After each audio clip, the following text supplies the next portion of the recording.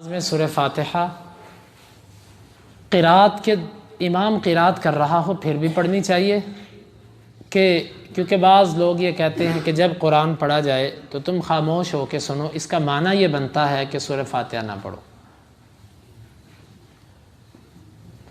تو یہ چیز اچھی طرح سمجھیے، اکثر ذہنوں کے اندر یہ اشکال ہے کہ جی قرآن کے اندر آتا ہے جب قرآن پڑھا جائے تو تم خاموش ہو کے سنو، تو پھر سورہ فاتحہ کیسے پڑھی جا سکتی ہے؟ بھائی پہلی تو بات ہے کہ قرآن مجید کی اس آیت کا یہ معنی نہیں ہے کہ تم امام کے پیچھے فاتحہ نہ پڑھو، بلکہ اس آیت کا معنی یہ ہے جب قرآن پڑھا جائے تو تم خاموش ہو کے کان لگا کے سنو۔ خاموشی اور کان لگا کے سننا اس کا حکم ہے، نہ پڑھنے کا تو حکم ہی نہیں ہے۔ اگر یہ ہوتا جب قرآن پڑھا جائے تو تم کچھ نہ پڑھو پھر تو بات سمجھ آتی تھی۔ ہمیں یہ کہا ہی نہیں گیا کہ قرآن پڑھا جا رہا ہو تو تم نہ پڑھو، بلکہ کہا جا رہا ہے تم خاموش رہو۔ خاموشی کا مطلب ہے تمہاری آواز نہیں آنی چاہیے۔ ابھی دیکھیں میں درس دے رہا تھا اور ابھی بھی دے رہا ہوں، آپ سب لوگ میری بات سن رہے ہیں۔ آپ میں سے کچھ ایسے لوگ بھی ہیں جو ذکر اذکار کر رہے ہیں لیکن ان کی کوئی آواز مجھے نہیں آ رہی۔ یہ خاموشی ہی تو ہے۔ خاموشی کے باوجود آپ کچھ نہ کچھ پڑھ رہے ہیں۔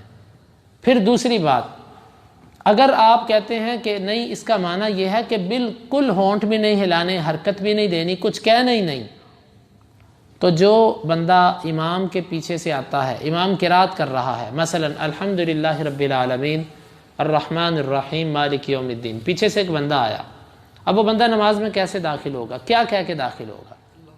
اللہ اکبر۔ اللہ اکبر کہے بغیر وہ نماز میں داخل ہو سکتا ہے؟ تو اللہ اکبر جب کہے گا، اب یہاں پر وہ اصول جو آپ نے بنایا تھا اس کے مطابق قرآن کی مخالفت ہوئی کہ نہ ہوئی؟ اللہ اکبر کہنا اگر جائز ہو گیا، آپ کہو گے جی اس کے بغیر تو بندہ نماز میں داخل نہیں ہو سکتا، تو اس پر جواب یہ ہے کہ فاتحہ کے بغیر بھی اسی نبی نے کہا ہے نماز نہیں ہوتی۔ جس نے آپ کو اللہ اکبر کا کہا اسی نے فاتحہ کا کہا۔ پھر اسی طرح اکثر لوگ امام کے پیچھے جب آتے ہیں تو وہ سبحانک اللہم پڑھتے ہیں کہ نہیں پڑھتے؟ دیکھیں تھوڑی سی سوچنے کی بات ہے، سبحانک اللہم کہنے سے آپ کے قرآن کی مخالفت نہیں ہوتی، اذا قرئ القرآن کی مخالفت نہیں۔ جب فاتحہ پڑھی جائے تو مخالفت تبھی ہوتی ہے۔ تیسری بات، یہ جو آیت مبارکہ ہے یہ اتری کس وقت تھی؟ یہ اتری اس وقت تھی کہ جس وقت مشرکین نے کہا تھا لا تسمعوا لہذا القرآن والغوا فیہ لعلکم تغلبون۔ انہوں نے تین باتیں کی، اس قرآن کو نہ سنو، شور کرو تاکہ تم غالب آ جاؤ۔ اللہ نے ان کی تین باتوں کا جواب دیا۔ اذا قرئ القرآن فاستمعوا، انہوں نے کہا لا تسمعوا، اللہ نے کہا فاستمعوا، کان لگا کے سنو۔ انہوں نے کہا والغوا، شور کرو، قرآن نے کہا انصتوا، خاموش ہو جاؤ۔ انہوں نے کہا لعلکم تغلبون، تاکہ تم غالب آ جاؤ، اس کی آواز کو دبا دو۔ اللہ نے فرمایا لعلکم ترحمون، خاموشی سے سنو تاکہ تم پہ رحم ہو۔ یہ آیت تو اتری تھی مشرکین کے اس رویے کے رد پر، اور ہم نے اس کا معنی یہ نکال لیا کہ فاتحہ نہیں پڑھنی، حالانکہ یہ تو اس کا معنی بنتا ہی نہیں۔ نبی کریم صلی اللہ علیہ وسلم پر قرآن اترا، جس نبی پر قرآن اترا وہ اس کے معنی کو زیادہ سمجھتا تھا، اس نبی نے تو ہمیں فاتحہ کا حکم دیا ہے۔ اس کا مطلب ہے اس آیت کے اندر فاتحہ کے خلاف کچھ نہیں ہے۔ اگر فاتحہ کے خلاف کچھ ہوتا تو سب سے پہلے وہ نبی ہمیں روک دیتے کہ تم نے فاتحہ نہیں پڑھنی۔ اور اسی طرح صریح حدیث ہے سنن نسائی کے اندر، سنن الکبریٰ بہقی کے اندر، کتاب القرات للبہقی کے اندر، جزء القرات للبخاری کے اندر، ابن خزیمہ کے اندر، ابن حبان کے اندر اور دیگر حدیث کی کتابوں کے اندر اللہ کے نبی صلی اللہ علیہ وسلم نماز پڑھا رہے ہیں، پیچھے سے کچھ گنگناہٹ سی ہونا شروع ہوئی، آپ صلی اللہ علیہ وسلم نے سلام پھیرا، آپ نے فرمایا لعلکم تقرؤون خلف امامکم، شاید کہ تم اپنے امام کے پیچھے کچھ پڑھتے ہو۔ قالوا نعم، جی ہاں ہم پڑھتے ہیں۔ آپ نے فرمایا اذا جہرت بالقراءۃ فلا تقرؤوا بشیء الا بام القرآن، جب میں قرات اونچی کرتا ہوں میرے پیچھے سورہ فاتحہ کے سوا کچھ نہ پڑھا کرو۔ اور صحیح مسلم کی حدیث، ابو ہریرہ رضی اللہ عنہ سے پوچھا گیا آپ کہتے ہو کہ اللہ کے نبی نے فرمایا نماز پڑھو، انا نکون احیانا وراء الامام، ہم کبھی امام کے پیچھے ہوتے ہیں تو ہم فاتحہ پڑھیں؟ انہوں نے کہا جی ہاں، اقرأ بہا فی نفسک، اس کو اپنے نفس میں پڑھو۔ نفس کا معنی تمام علماء نے یہ لکھا ای سرًا غیر جہر، آہستہ آواز سے، اونچی آواز سے نہیں، یعنی کہ ابو ہریرہ نے مسئلہ بتایا اور اپنی رائے سے نہیں دیا، بلکہ کہا فإنی سمعت رسول اللہ صلی اللہ علیہ وسلم یقول قال اللہ تعالی انی قسمت الصلاۃ بینی و بین عبدی، آگے مرفوع حدیث سے استدلال کر کے کہا کہ میں نے اللہ کے نبی صلی اللہ علیہ وسلم کو یہ کہتے ہوئے سنا کہ اللہ کے نبی فرما رہے تھے، اللہ کہتا ہے میں نے نماز کو اپنے اور اپنے بندے کے درمیان تقسیم کر دیا۔ جب وہ کہتا ہے الحمدللہ رب العالمین، میں کہتا ہوں حمدنی عبدی، وہ کہتا ہے الرحمن الرحیم، میں کہتا ہوں اثنى علی عبدی، وہ کہتا ہے مالک یوم الدین، میں کہتا ہوں مجدنی عبدی۔ وہ جیسے جیسے ایک ایک آیت پڑھتا ہے میں اس کا جواب۔ یہاں پر اس حدیث کے اندر سورہ فاتحہ کو نماز کہا گیا، اسی لیے اہل علم کہتے ہیں جو نماز میں نماز کو نہیں پڑھتا اس کی نماز نہیں ہوتی، کیونکہ سورہ فاتحہ نماز ہے، اسی کو نماز قرار دیا گیا۔ تو معنی یہ نکلا ان ساری احادیث کا کہ اس آیت کا یہ مطلب ہی نہیں ہے۔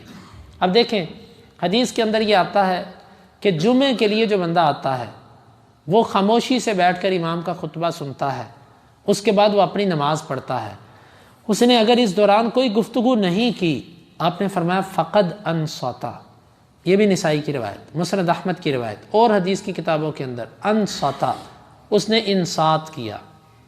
اب قرآن میں بھی ہے اذا قرئ القرآن فاستمعوا له وانصتوا، ادھر بھی انصات کا حکم، ادھر بھی انصات۔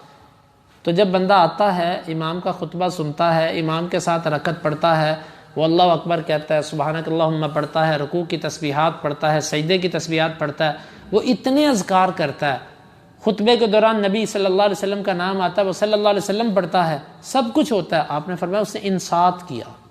کیوں؟ وہ اونچی نہیں بولا۔ اس آیت کا معنی یہ ہے جب قرآن پڑھا جاتا ہو تم نے اونچی نہیں پڑھنا۔ اب آپ دیکھیں فجر کی نماز ہو رہی ہوتی ہے، کچھ لوگ پیچھے ستونوں کے آ کے فجر کی سنتیں پڑھ رہے ہوتے ہیں، یہاں پر وہ قرآن بھی سن رہے ہیں، امام صاحب قرات بھی کر رہے ہیں اور وہ پیچھے اپنی سنتیں پڑھے جا رہے ہیں۔ یہ حدیث تو ایک تو حدیثوں کے مخالف ہے ہی، آپ نے اس چیز سے منع کیا، لا صلاۃ الا المکتوبہ، اذا اقیمت الصلاۃ فلا صلاۃ الا المکتوبہ، جب نماز کھڑی کر دی جائے تو فرض نماز کے سوا کسی اور کی نماز نہیں ہوتی۔ ادھر جماعت کھڑی ہے، وہ اکیلا پیچھے سنتیں پڑھے جا رہا ہے، حتیٰ کہ اب تو کئی حنفی علماء بھی کہتے ہیں یہ تو جاہلوں کا کام ہے، یہ جاہل کرتے ہیں ہم میں سے، ہم نے حالانکہ وہ پہلے وہی فتویٰ دیتے تھے لیکن اب وہ بھی اس اسٹیج پر آگے، وہ کہتے ہیں یہ جاہل کرتے ہیں، لیکن لوگ کر رہے ہیں ابھی بھی، کیونکہ وہ اپنی عوام کو بتاتے نہیں ہیں۔ اب دیکھیں وہ پیچھے پڑھے جا رہا ہے سبحانک اللہم و بحمدک و تبارک اسمک، سارا پڑھتا ہے نا، اور قرات بھی وہ سن رہا ہے، تو یہاں پر مخالفت نہیں ہو رہی۔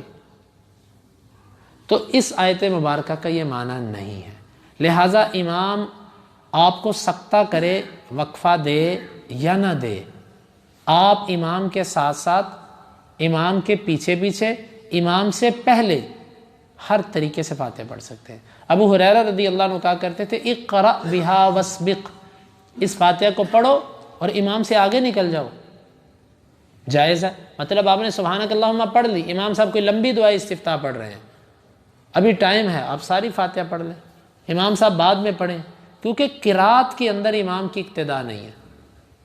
آپ نے رکوع کے اندر 10 تسبیحات پڑھ لی، امام صاحب نے 3 پڑھی آہستہ آہستہ، تو آپ پر کوئی گناہ نہیں کہ آپ نے 10 کیوں پڑھی، کیونکہ قرات کے اندر پتہ ہی نہیں انسان کو، تقدیم و تاخیر اس میں ہو سکتی ہے، لہٰذا اس آیت کا یہ معنی نہیں ہے۔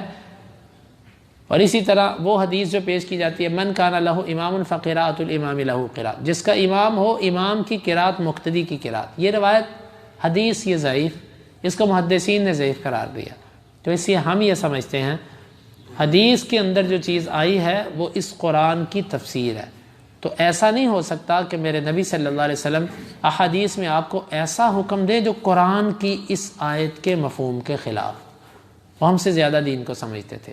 اللہ تعالی ہمیں اپنی نمازوں کو سنت کے مطابق، مطلب ایک بندہ قرآن پڑھتا ہے تو تم خاموش ہوتے، پھر اس کا مطلب ہے جب آپ کی مسجدوں میں شعبہ حفظ کی کلاس لگتی ہے، آپ سارے بچوں کو کہتے ہو اونچی پڑھو اونچی پڑھو، تو ایک بچے کو کہہ دینا چاہیے قاری صاحب اذا قرئ القرآن فاستمعوا لہ وانصتوا، ایک بچے کو پڑھنے دو، باقیوں کو آرام کرنے دو، ہم سنیں گے پھر دیکھیں گے، وہ کہیں گے نہیں نہیں یہ نماز کے بارے میں ہے۔ کیوں نماز کے بارے میں؟ کیونکہ عبداللہ بن مسعود نے کہا ہے۔ دیکھیے عبداللہ بن مسعود رضی اللہ عنہ کے کہنے پر آپ نے قرآن کے عام کو خاص کر دیا، اور میرے نبی کے کہنے پر آپ نے فاتحہ نہیں مانی. یہ فاتحہ اصل مسئلہ فاتحہ کا یہ نہیں ہے. ایک صاحب نے بڑی اچھی بات لکھی. انہوں نے کہا کہ فاتحہ پڑھنے نہ پڑھنے کا مسئلہ دلائل کا نہیں ہے. اصل بات یہ کہ ہمارے امام نے نہیں پڑھی اس لیے ہم نہیں پڑھتے. یہ ایک عالم کی لکھی ہوئی بات ہے. اس نے کہا اصل مسئلہ یہ ہے آپ کا ہمارا. اور اسی طرح ایک صاحب نے یہ لکھا، مطلب بعض لوگ کہتے ہیں جی امام جب اونچی پڑھتا ہو جہری نمازوں کے اندر تو تم نہ پڑھو، سری نمازوں میں پڑھ لیا کرو. یہ تفریق بھی، یہ موقف اصل میں احمد بن حنبل رحمہ اللہ کا ہے. تو یہ موقف بھی جو ہے، یہ آپ اگر اس حدیث کو دیکھیں، آپ نے فرمایا جب میں جہر قرات کرتا ہوں تو فاتحہ کے سوا کچھ نہ پڑھا کرو. اس حدیث سے واضح اس موقف کی تردید ہوتی ہے. تو بہرحال اس کے باوجود آئمہ کے جو موقف ہیں، ہم آئمہ کا احترام کرتے ہیں.